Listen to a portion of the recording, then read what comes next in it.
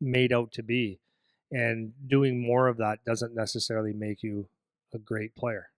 What will make you a better player is, and now don't get me wrong, there is 100% time and a place to work on shooting. Like, it could be standing still, right? It could be like a very specific piece of shooting or stick handling or skating. Like, that's very, very important stuff.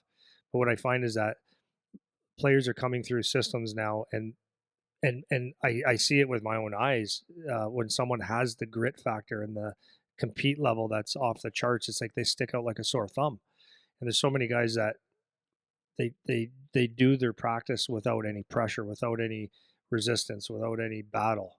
And when it happens in a game, it's almost like it's not they're shocked. They're not shocked that there's pressure, but it's not the same as doing a drill around a pylon or a pep or beautiful skating things where you got someone hammering at you.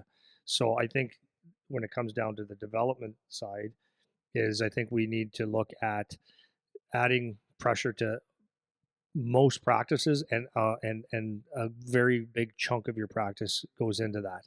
And then a side note on that is we live in a time right now. I was just reading an article the other day, and it's something that we talk about all the time, is how people are moving away because they want to play on a better team, and they're leaving like good centers too.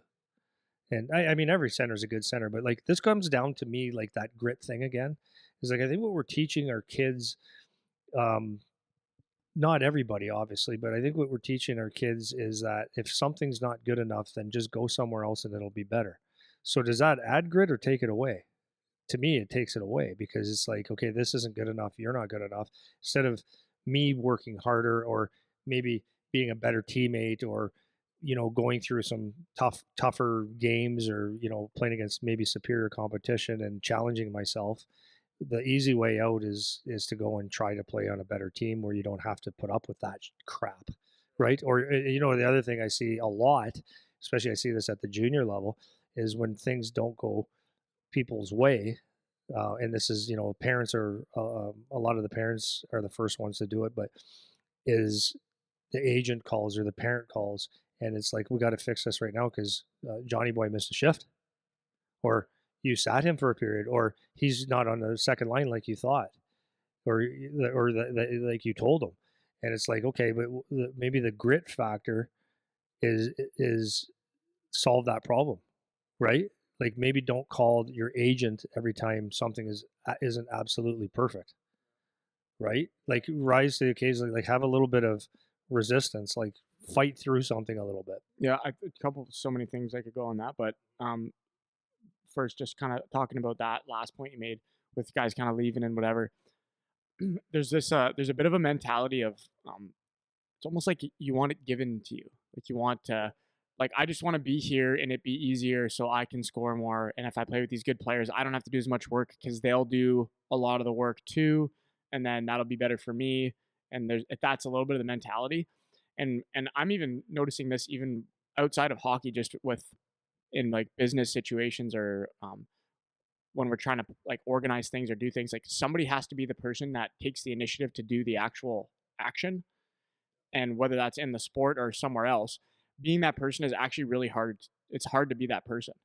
But if you are that person, then it's really good for you because wherever you go, you're a guy that is impactful, you know? And as a player, I think that's really easy. So, or that's really great because instead of thinking, okay, I'm going to go to this team where there's better players and then I don't have to do as much, maybe you kind of flip that and say, no, I want to have to do more. Like it's better if I do more because that's actually better for me long term to do more because then I'm going to be a more impactful player wherever I go afterwards.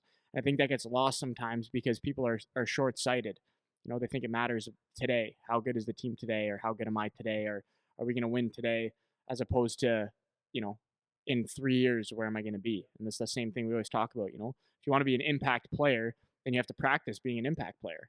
And if you go somewhere where there's three other guys that are the big impact players, then maybe you don't actually have to try as hard, you know, and then maybe you don't get that as much, you know, and that's kind of the different way of saying the same thing you were saying, as it kind of takes grit away to a degree. And the other point you're talking about in practice, like introducing pressure and doing things with a bit of a game feel to it. This is another thing from jujitsu that I'm learning is and I started to bring this actually into our practices with the U18 team because of learning in jujitsu, which is another kind of cool reference to cross sports like being helpful. So when you do a move in jujitsu and we're in the class doing it, the guy you start by basically the guy your partner just like lets you do the move basically. Like you just do the move. They just totally um, what's the what's the word? They totally just submit to you doing the move, right? There's no resistance, and you can just toss them around, whatever.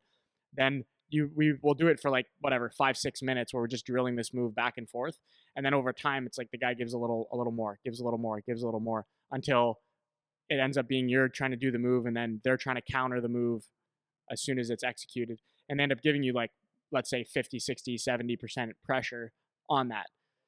And that's something that I started to bring into the drilling because on the ice, because that exact purpose is if you don't have that progression up from no resistance at all to some to game situation, then you miss that bridge between this is just a drill versus this is something I can apply in a game situation. So there's a concept that I started using of just light pressure, which I know I didn't invent. That's obviously something people use a lot, but I would explain it using those terms, light pressure. So I'll have a guy just in your back pocket. So guys just following you, tapping you on the legs, tapping you on the ass, like whatever, just so you know they're there. Yeah, get the stick in the way, something, just so that that person is constantly reminded, like, oh yeah, someone's going to be here, someone's going to be on me, and that is a very very important piece to being able to execute a move in an actual game situation, as opposed to I only ever do this against a pylon, and then I'm going right from that to a game situation, and now you don't see that transition or bridge that gap between the two kind of thing, right? So those are kind of the two things I pulled out of that Yeah. whole spiel you just made. Yeah. Yeah, like I do a drill a lot of the times. Like you see a lot of people do like a lot of tight turns. They call punch turns or whatever they call it, and and it's fine. It's good to be good at them. But if you never have pressure on it, then you don't know what it's like to like maybe your spacing or your timing is off or you're not protecting the puck. So exactly what you said. I do one where we go kind of up and down the wall where there's I got guys just starting to stand there. So you got a little bit of space that you got to be aware of, and then it's a little bit lighter pressure, and then a heavy pressure to full pressure, and then you start realizing, okay, I can turn pretty good, but I'm turning at the wrong time, or I come out of this turn and I've got a stick on my puck, and so it becomes real. So it's very important. Yeah, for Yeah, sure. or you come out of a turn, it's all good, but your feet don't move, so guy Yeah, can catch you. So it's like exactly. That's the all stuff these you little start to different figure out. elements and Yeah, layers that go onto the skill building. yeah, So definitely. without the pressure, you'll never know what that is until you get to a game when it's not where you really want to learn the stuff. So, anyways, that's the first thing. So like, I'm not taking away. I'm not taking away working on your shooting. I'm not taking away working on your skating or your stick handling or any of those elements of skill building at all. But what I'm saying is have that like more as a warm up and to get a feel, and then put some pressure in it. And then and pressure could just be playing a small area game for all I know, right? So